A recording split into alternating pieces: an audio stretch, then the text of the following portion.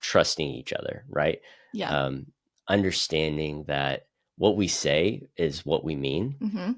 There's no underlying passive aggressiveness. There's no like bent to try to get you or manipulate, right? We're just saying, this is how I feel, or this is what I need, and trusting the other person that they're speaking it at face value. Hi, everyone. I'm Lauren Fisher. And I'm Dave Fisher. We're a husband and wife team of certified financial planners, and together we make up Team Fisher Financial. Welcome to our new series we're calling And Money. As both a concept and an object, money is a prevalent component of our world and intersects with so many areas of our life. By the nature of our job as CFPs, our days are filled with constant conversations around money. Conversations we think are vital for people to consider and understand for their financial universe and beyond. All right, well, welcome back, everyone, to another episode of And Money. My name is Lauren Fisher, and to my right is my husband, Dave Fisher. We are both certified financial planners, and we make up Team Fisher Financial. Today is an interesting episode because we are going to talk about us. What? And money. Money and us. And us. Ooh. And we decided to do this recording today because yesterday we just celebrated our 13-year anniversary. I'm so excited about it. I know. Yeah. Yeah. It makes me feel really old. 13 feels like we're in it. And we've been in it for a while. Yes. We've been through some stuff. We have, yeah.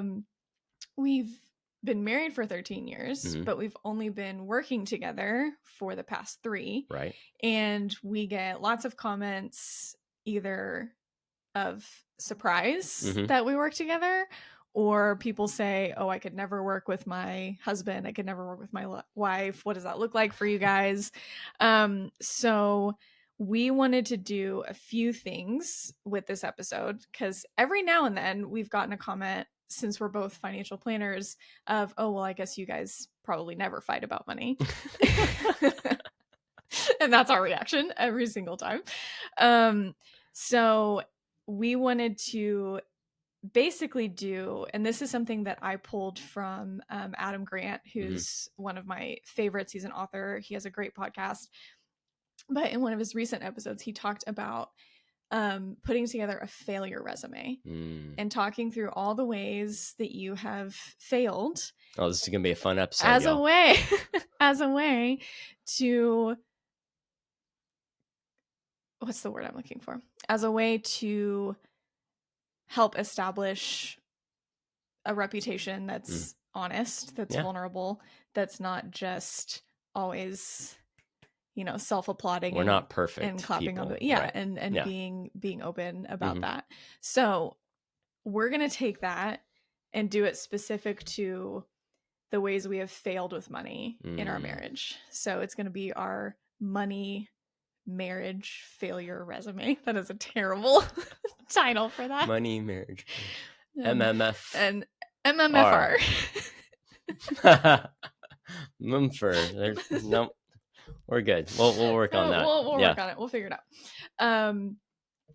And then we're also going to talk about just what it is like to work together as a married couple, especially when the work is centered around money, because people are pretty familiar with the fact that one of the biggest points of tension in marriages is money. And relationships in general is money. And so we're just going to talk about what that looks like for us to be both a married couple and business partners. Yeah.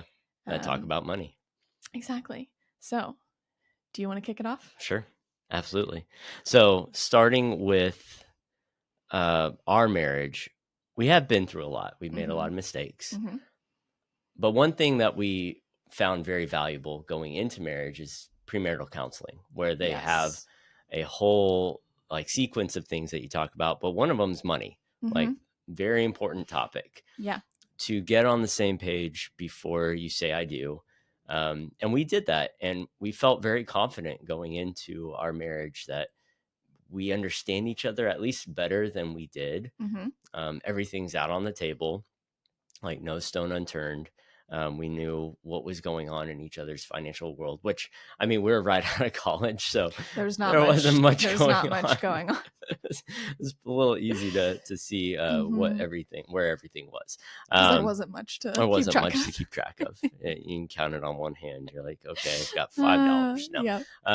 But sounds about right. We wanted to make sure that we understood each other when it came to money, so that was important to us. But the funny thing about marriage is you can't plan for everything. No. You don't understand each other fully. So for part of our failure resume, I remember very explicitly early on in our marriage, I was working. And you were looking for a job. Yes. So you had just graduated college. We had just gotten married. Yes, this was within our first year of marriage. Yeah, and I'm a frugal person. Whenever I saved for the engagement ring, I remember going to free pool, like playing pool on, I think it was Monday or Tuesday nights for free, and getting like one drink, and that was it. That was my entertainment for like 2 or 3 hours. And it was at this like divey bar. That was great. It's fantastic. You ate good times. You ate peanut butter sandwiches. Oh, and canned beans. Yes, it was a fun time in my life. But I remember explicitly, like, this is why I'm doing it. Right, I'm saving for this engagement ring because I actually have money coming in now, but I need to get it done in the next 3-4 months. Yeah. But taking that, I went a step further. So when we got married, I was like, we have to have this budget. And we had probably net, $4,500 coming in every month. Maybe, right? 4,000, 4,500. And I was like, okay, well, this needs to stretch. We have budget for living expenses. We have a budget for housing, for car, different things like that. And one of the line items that I felt was necessary at this time was a Lauren spending budget. Now, mind you, I did not spend money myself. I didn't spend any money on myself. So I was like, well, let's make sure Lauren has a line item. I think it was like $50 in the budget. And what was not great about that was the fact that I had all of this set out. I was in control of the budget. I did not cede control in the slightest. Yeah. And you came to me. Yes. And presented this. I did. It was not. I was like, this is a great idea. I'm so pleased with myself. And now let me caveat a few things, because I don't want people to like come at you with. Hey, this is first year of marriage. I'm learning. It's okay. It was never. It was. I never felt like it was any sort of like control tactic, or it was really you very earnestly trying to steward the small amount that we had well. Yeah. And I think you saw it as, I don't spend money, so I'm not going to have a line item for like Dave's. I think you called it like fun money. Yeah. So it was like Lauren's fun money. And I think you were thinking of it as like, this is going to free her up. Yeah. To have this amount that she can do whatever she wants with every month. This is going to be so great. And then you presented it and I was like, so you're giving me an allowance.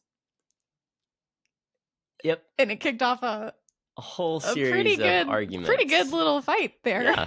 Yeah. I learned really quickly that we thought of money differently at that moment. Yeah. Which we had understood, going back to premarital counseling. We had understood that. But it's very different to talk about that in theory and then join bank accounts and put that all to practice. True. So, yeah. And so and one of my questions to you was like, so why don't you have a line item? And I was like, I don't need one. I don't spend money on myself. I was like, oh, la-di-da. A little holier than thou on that one. This was not my reaction when it happened. No, to be it clear. Was not happy laughing. But, and, it was very... with hindsight and growth and 13 years behind us, it's something that we do laugh about now. Yeah. And I think you would also... Someone who'd been married... Wasn't someone who'd been married for a few years the one who like gave you this idea? They did.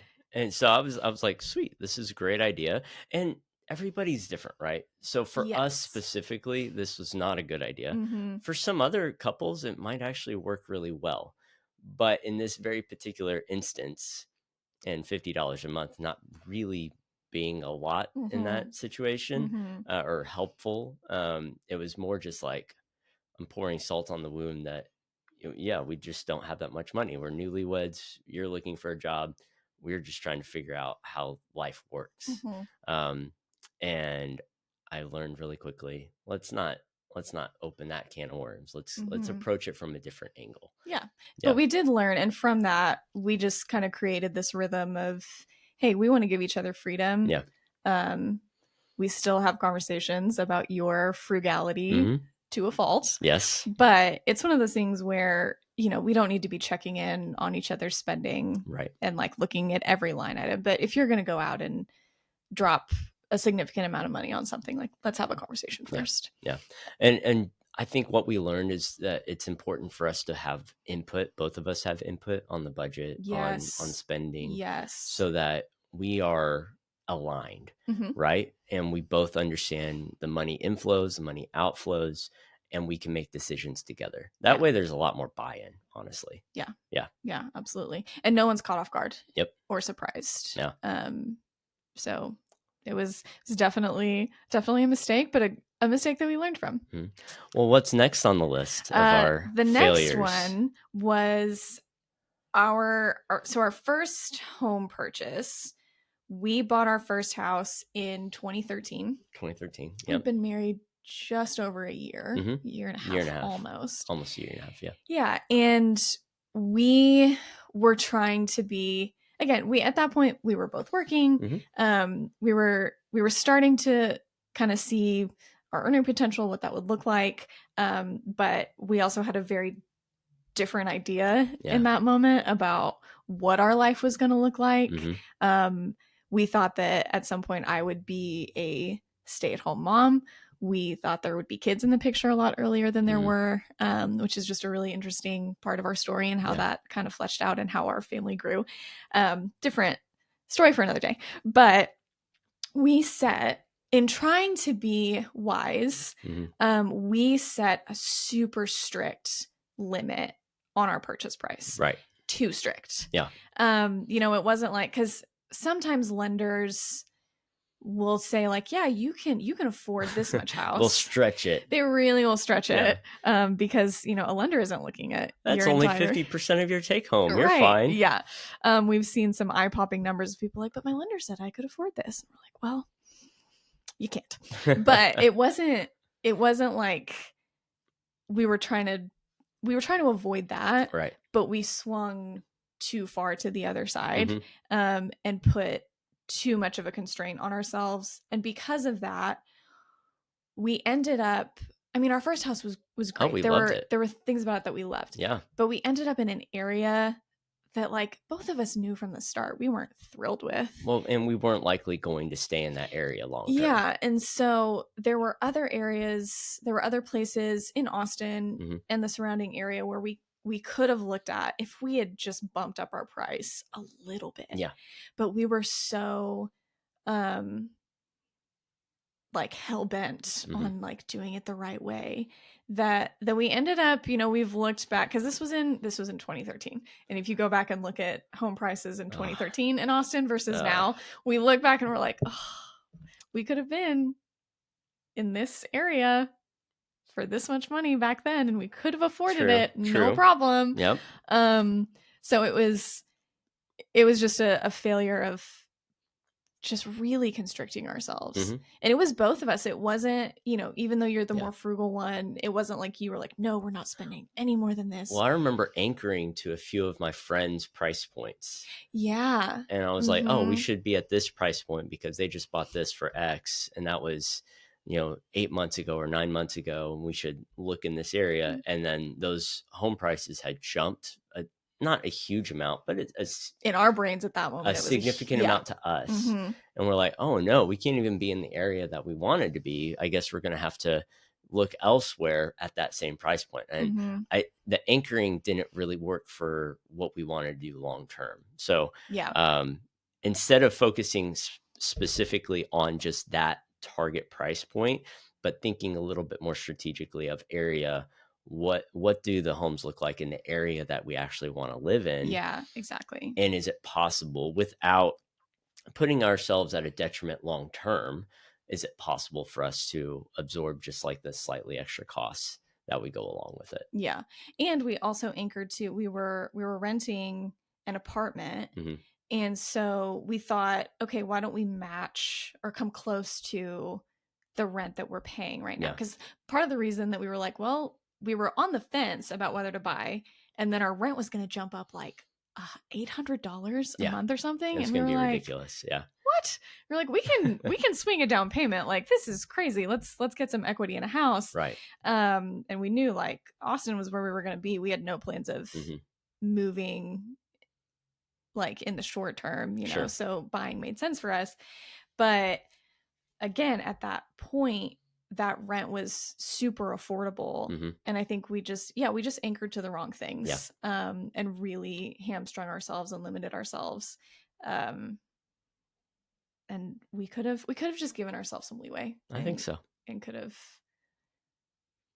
you know, hindsight's 2020 again. Failure resume. It's one of those things. A lot of times you don't really know it's a failure until after the fact. And this was one where we didn't really realize until after the fact that we could have, you know, bumped things up a little bit. Right. Yeah. Well, and that's a great segue into the next failure, which we are considering a half failure, because it does play out really well.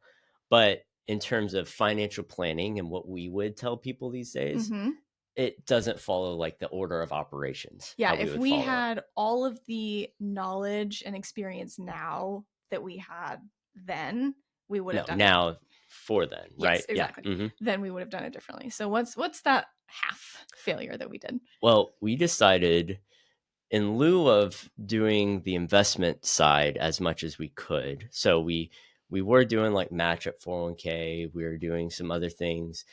What we said is, okay, all the excess every month, let's put that toward the house.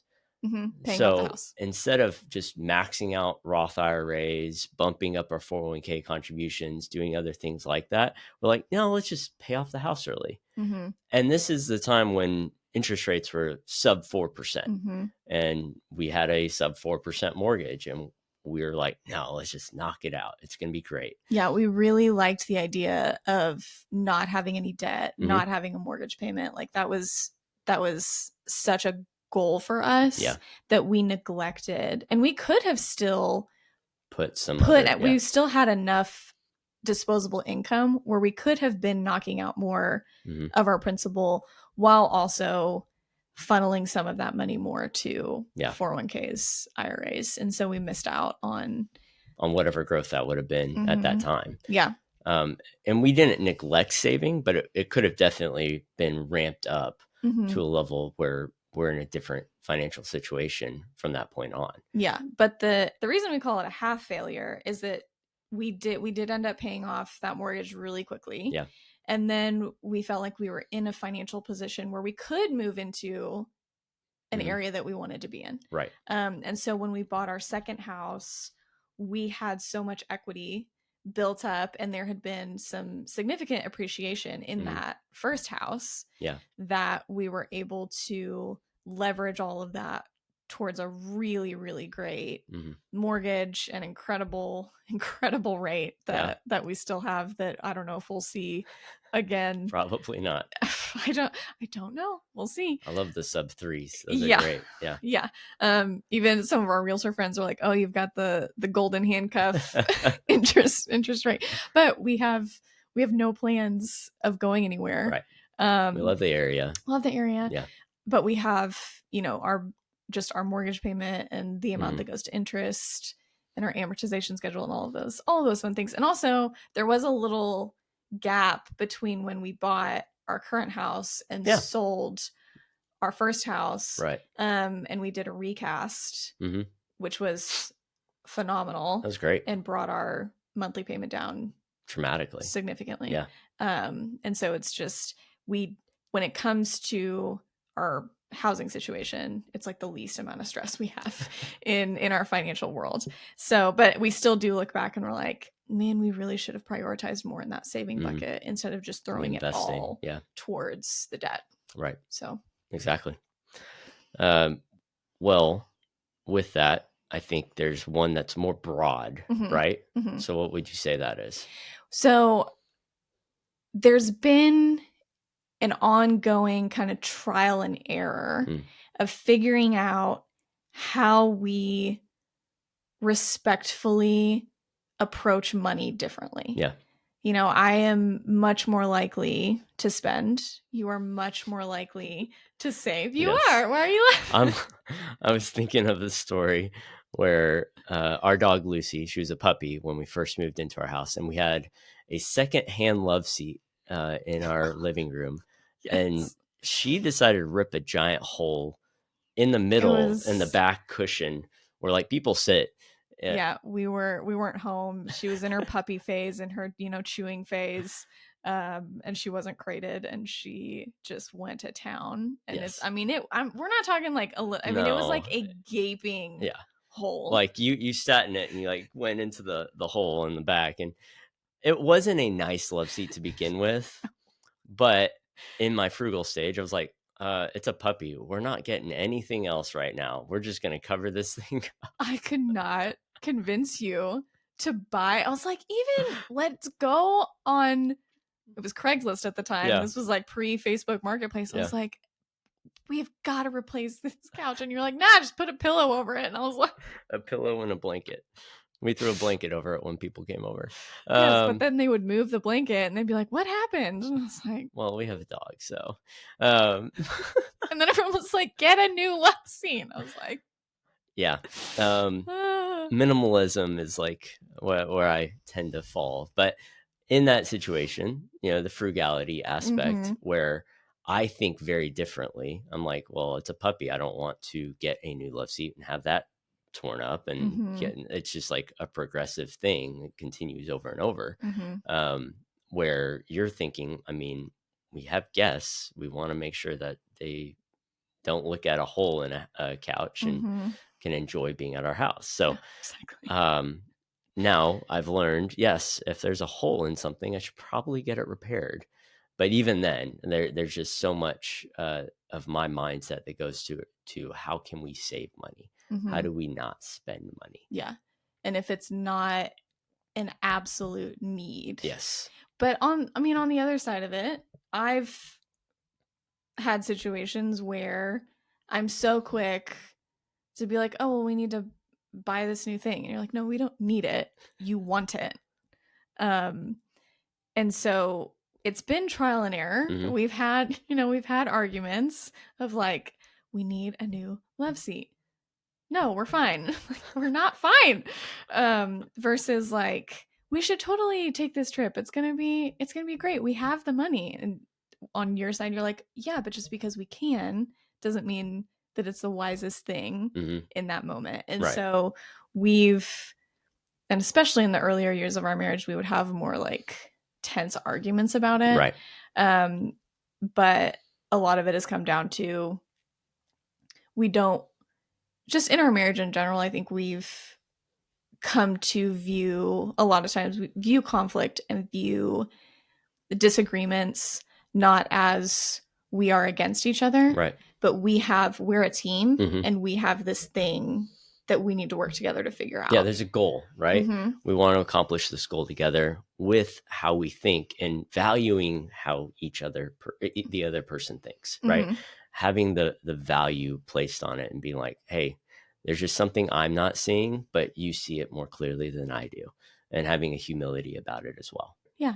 So we're learning. Yeah, easier said than done. We still don't agree on some stuff. There's a decision we're trying to make right now about whether to go on a trip with some friends later this year. And we do not agree on what it should look like. So we're having conversations about it. Right. Having the communication, the open lines of communication are the important, that's the important aspect of this, right? Yeah. And I think that's why I loved this idea of the failure resume, because as we were thinking it through and thinking of like these big points, Some of it I just love that we can laugh about now, that we were not laughing about in the moment. But also, and we say this to our kids all the time, failure is an opportunity to learn. No, well, you do need to own up, right? Own your choices, own your actions. If you've your mistakes, if you've hurt someone in your failures and your mistakes, obviously go and make amends for that and all of those things. But within all of that, failure is an opportunity to learn. Yeah. And so we've learned a lot about how to handle these situations together and also just enough about each other. Like, I think that how conservative we were on the home price. Right. There've been other points in our marriage, like when we were trying to decide, we love Scotch, single malt Scotch. And we wanted for our 7-year anniversary. Oh yeah. To go to Scotland. And when we were first planning it, we were being so cheap. Yes. And we looked at each other and we were like, what are we doing? Like, why are we constricting ourselves so much? Yeah. Let's give ourselves some leeway. Let's have fun. Let's enjoy this. Yeah. And it was awesome. It was great. We want to go. We want to go back so bad. We're thinking for our 15 year. So 2 years from now, we'll see. So kind of switching gears from that, let's talk just generally about what it's like to work together as a married couple, because that's only been the last 3 years. So we're kind of still in the beginning phases of what it looks like to be married and business partners. Well, I think from my perspective, first of all, it's really fun. I've enjoyed it immensely. We get along really well. Our personalities mesh really well. I feel like there's just something about it that it brings me a lot of joy. So I love the aspect of us working together. Not every couple can work together, and that's fine. Like, it works out for us just because of, I feel like, that personality fit. Not just that, but like, we also approach work similarly. Like, we're both driven. We're both achiever mentality. We want to get stuff done, care for people well. Like, it helps that we both have that same goal and same bent to get stuff done. Yeah. Right. Yeah. And I think we're also, I mean, I would agree with you, number one. And I actually have enjoyed it more than I thought I would. When we first... warms my heart. I still remember when we sat down at Summer Moon Coffee 3 years ago, and we had a legal pad and we just started writing down. We were like, okay, if we're going to do this, let's seriously do this. I had just come off of a not super great experience with a different firm that I wasn't there for super long. When we had first been like, hey, we can both be planners, but let's do it separately. Right. And so that kind of kicked off this conversation of like, can we do this? Would we do this? What would it look like? Yeah. And we spent 2-3 hours just mapping it in that coffee shop, brainstorming, mapping it out. And it all just flowed so seamlessly that at the end of it, we were like, well, of course we're going to do this. This is what we should have done to begin with. And it's great that just naturally is part of it. And I don't know if we had, if how things worked out, if we had tried when we were first married to do this together. Actually, I don't think it would have worked. I don't think it would have worked. No. I think it partially was like 10 years of laying groundwork and just being married, communication, working and through issues, all of these things that we've learned in marriage really helped set us up for that. But yeah, I think if we had tried that in our first 5 years of marriage, it probably I think it would have burned out pretty quick. Yeah, I don't think we would have done super well, because communication just generally is something we've really had to work on over the years. I mean, that is one of the challenges for sure, is communication, right? So with that communication style, I think part of the tension is that we may have marital tension. We may also have business tension, right? Both of those things happen, right? Yeah. And whether it's a disagreement within our marriage or a disagreement on the business, like those play out in different ways, and how we approach it should be different. So having some sort of a guideline for when to deal with your marital tension. Example, we did one of these videos like 2 or 3 weeks ago, and we had an argument about, our marriage, like personal stuff, right before we filmed. And we had to agree to like a truce almost, so that the filming would continue on. We would still get the business side done, and we would revisit the personal stuff after. Which is, it's more of just like hopefully a level of maturity that both of us have achieved, but also a realization like you can't just not work if you're in the middle of a business day, a working day. But also like it still has to be dealt with. If you sweep it under the rug, it will come out some other time later, and it's going to be worse. Right? And in that, we kind of press pause. Number one, we were both a little heated. And when we get to that point, we're like, okay, neither of us are going to say anything that we're going to be happy about later. Let's just, number one, pause this to cool off. And number two, like, we have work to do. We have a recording schedule to follow that we need to get to. So let's agree to put a pin in it. We are going to pick it back up later. That doesn't mean like we're going to put a pin in it and just never deal with it because we're just both angry about it and don't want to.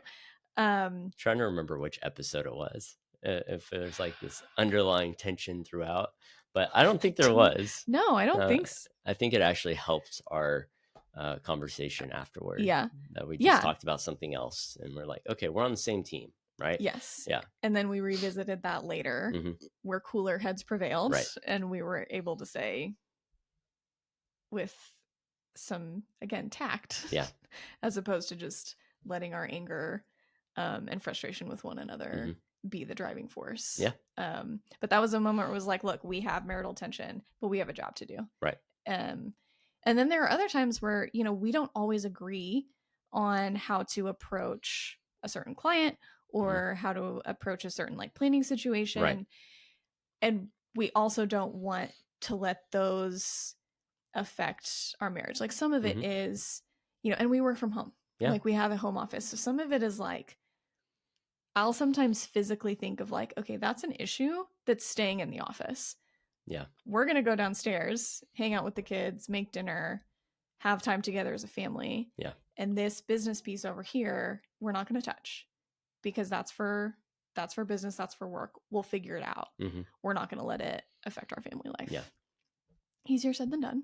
It's not always perfect, but we do have, thankfully, I'm very grateful. We have some friends, who are also business owners and together, a married couple. And we actually asked them, we were like, hey, do you have any advice? And that was one of the things they said is like, you're going to have to figure out ways to separate. Have your spaces, different spaces. Marriage stuff and work stuff. Like those have to be kept separate. Sounds easy. It's a muscle that you'll have to work through. Is kind of what they explained to us. And we're 3 years in. We're figuring it out.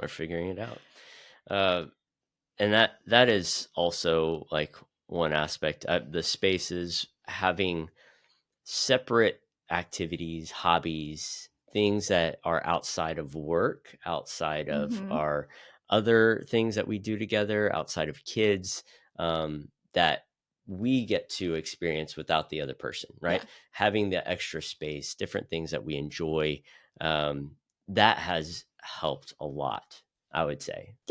Because if, we are married and we work together and we parent together, if we didn't have those separate spaces, then all we would ever talk about is work and kids. That's not the makings of a healthy marriage. You got to have something else, right? So that was part of it too. And I think one of the last pieces here that I really liked was trusting each other, right? Understanding that what we say is what we mean. There's no underlying passive aggressiveness. There's no like bent to try to get you or manipulate, right? We're just saying, this is how I feel, or this is what I need, and trusting the other person that they're speaking it at face value. Yeah, and that's something I've talked about this in different contexts, just in marriage in general. There's a common approach that people will take of like, sure, it's fine. Do whatever you want. Sure. Whatever. Like, and I didn't trust you at first when you would say, yeah, that's fine. Yeah, because you were afraid. You were like, yeah. I'd ask you like fine? 3, 4, 5 times. And I finally, yeah. And one time it clicked for us is you asked me, you were like, gonna go have drinks with some guys. Friends. Yeah. And they wanted to do it where like I would be handling like bath and bedtime solo, which is fine. I was like, sure, go have fun. And you came in and asked me like 7 times. I don't know. Are you 7. sure? Are you sure? Are you sure? And I finally looked at you and I said, what about what I'm saying to you makes you not trust me? Mm-hmm. Because if I'm saying, yeah, go, you should be able to trust my word. Yeah.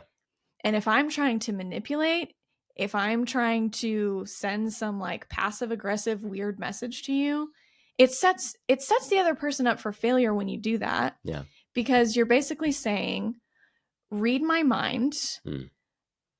Know that I'm upset, even though I refuse to actually just tell you that I'm upset. Mm-hmm. And then if you don't do those things and accurately read it, and you do go and do what I said was fine, and you come back and I'm mad at you, like that creates distrust. Right. And so just generally in marriage, we don't want to do that, but that's absolutely come over to business. Yes. In trusting, like, I trust your word. Mm-hmm. I trust that your yes means yes and that your no means no. Yeah. You trust the same of me. And I think the other piece is one of the best pieces of advice we ever got, in my opinion, about marriage and relationship in general is give the other person the benefit of a doubt in what they're saying to you. If they say something that might be hurtful, or if they say something that wasn't ideal in your mind, assume that their intentions were good. Don't assume that their intentions were poor. That doesn't mean you don't address it. Yeah. But there have been times where both of us have been like, hey, that felt a little off, like, or did you mean to say it did that you way? mean to say that? Yeah. And approaching it like that. And sometimes for both of us, sometimes it's been like, oh my goodness, no, I literally was just saying XYZ. Yeah. Other times we've been like, you know what? Yeah, I'm mad about this and we need to talk about it. So it's a lot of it is just open, like you said earlier, open lines of communication, but also because you're on the same team, do everything in your power to create trust with your spouse, your business partner, your coworkers, your colleagues, whoever it is. Don't make people feel like they have to second guess what you're saying. Couldn't agree more. Okay. And you taught me that a lot. Trust me. Okay, so the last thing, I thought it would be fun, and I got ChatGPT's help with this because I didn't want to like know all of the questions. I had it spit out a bunch of like him versus her questions of like who's the better X or who is more likely to do X. And we're not going to do all of them because it gave me like 40 questions. But I figured we could have a little fun. I think we asked a question from each category. Yeah. I didn't even know there were that many categories. Oh, there's 6 categories. Yeah. All right. Do you want me to start? Sure. I don't want to ask this one, but I will because who is the messy one? That's you. Totally me. Absolutely you. That's something that I've had to get better at in marriage because I know it drives you nuts. It just does not bother me if my clothes are on the floor or if the room is messy. I don't really care, and you do. I was the only neat person in college. I'm not the only neat person here. You do keep track of things, but I'm definitely the one that likes to keep things clean. Yeah, you're far more organized than I am. Who's the better singer? I think Me. I think you are too. Although I can carry a tune. You can. Yeah. You're also, I would call you a better musician. I'm a good singer, but well, drums are a musical instrument. Yes, so yes. And you are an incredible drummer. A lot of people don't know that about you. Yeah. And you get a lot of joy out of it, which I love to see. Super fun. Yeah, I love seeing you play drums. You get this like, there's just something about it. I don't know. You get this like goofy, happy kind of aura about you, and I love it. Goofy, happy. Okay.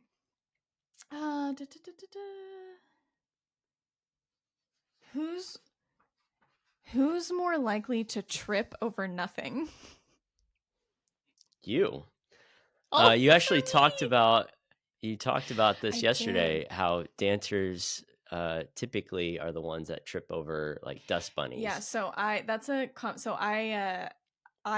did classical ballet for a little bit growing up. And one of the things that they say is like ballerinas will trip over anything, even dust bunnies, because you were taught like posture is super important. You were taught you never look at the floor. Like if you looked at the floor, that was like, woof, it's like cardinal sin. And so I have bruises like at any given moment all over my legs because I'm just like I run into the coffee table or I just like I don't look down because I still have my ballet instructor being like, why are you looking at the floor? So true. You'll be like, where's that bruise from? I'm like, I don't know. Somewhere. It's so true. Okay, can we find one that's you, please? Who handles the finances? It's me. Yes. I do. You do. But you're very involved. So usually every couple has one person that is primarily in charge of it. And we tell every single client, every single married client that it's important. It is imperative that both spouses are involved in some way, whether it's a more passive arrangement, but they still know what's going on, or there is an active component, right? Whether it's budgeting, investing, they're the ones that are more inclined to do these things. It's important, right? Yeah. But both spouses need to be involved. Yeah. And I mean, this goes back to the very beginning of our marriage. Like you like to budget, and that's fine. Like as a financial plan, I'm a financial planner. It was the start of the month 2 days ago, and I haven't started for June. I'm a little upset. I know. What? Well, we had our anniversary yesterday. Oh, that's true. Yeah, exactly. But it's, I mean, like when I want to be an expert in financial planning, but that's in like tax strategy and entity structure and like setting people up for success. I hate budgeting. I hate it. I don't, part of it, I don't like being told what to do. And it feels like a budget is telling me what to do. I have trouble with authority and rules. So I don't like. It's a good thing she's her own business owner now. Next one.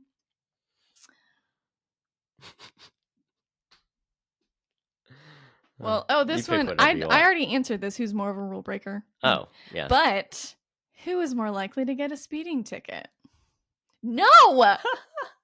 It shouldn't be. It should not be. I've been pulled over so many times, and I've never once received a speeding ticket. Even though. I don't even know. Maybe it's the face, the innocence in my eyes. I don't know. I'm so fortunate. You have deserved speeding tickets. It is something we have talked about. We have had fights about your driving. Anytime the kids are in the car, you are like way more mellow. But when it's just you, I know how you drive. Yes. But, and it's been years, knock on wood. Anytime you get pulled over, it's like a warning. Anytime I get pulled over, every single time, I've never gotten a warning. Never. Every single time. I think every cop thinks you got let off the last time. I'm gonna say the last one. Here we go. Who made the first move? You. I did. Yes. We were at a Halloween party. I saw her across the room or across the backyard. Yes. And she showed up. She had an Everlast robe on, but no boxing gloves. I was supposed to be a boxer, but. And I find my way over to you, and I'm about to talk to somebody next to her and then kind of bump into her. And she steps in the way. So I guess maybe she took the first move in that. No. She stepped in the way, positioned strategically. Okay, so this was like for 30 minutes. I'm like trying to have conversations with friends. And he is very intentionally like making eye contact and smiling. That smile, one of the first things I ever saw was that smile. I was like, oh, who is that? I want to talk to him. Continuing the story, so she steps in the way and I say, you forgot the most important part of your costume. That was your opening line. Yep. And I had these really cute pink boxing gloves, but I forgot them at home, and you were a boxer. You were everlasting robe on. You could tell. I just didn't have the boxing gloves, and I was too cheap I was like, I don't want to spend gas money to go back to my house. People will know. People will get it. So that opening line, it sealed the deal. And we went on our first date the next week, and that was 15 years ago. Almost 15. October. Yeah. 15. October will be 15. Yeah. So. Wow. God, we're so old. It's because that's also where you proposed, which is very sweet. Yeah. And you got my roommates involved. They like dug through my closet. And again, robe. I'm the messy one. Yep. So apparently every time I would go to class, they would be like digging through my horribly... It took us 3 separate trips to try to find this robe. And it was like curled up in a ball in a corner, but you had my costume and your like Luigi hat. Yeah. And it was like right in the spot where we first met. Yeah. It was very sweet. Very romantic. Very romantic. Good job, honey. Well, that's us. That's us. And money. In a nutshell. Yeah. In a nutshell. I'm really surprised ChatGPT did a good job with that. Prompt I used was weird too. I've loved this episode. Me too. Going down memory lane. Yeah. Thinking through those failures. And we'll have more. Yeah. We're life, but right? Yeah, there's gonna be more like relational failures, parenting failures. That's every day. Those are plenty. Yep. Money failures, but we've learned from and we'll continue to learn from that. And as we build this business together, I'm sure if you ask us 10 years from now, when we've been working together for 13 years, right, we'll have even more perspective. So I hope it fuels conversations that you guys have too. Yeah.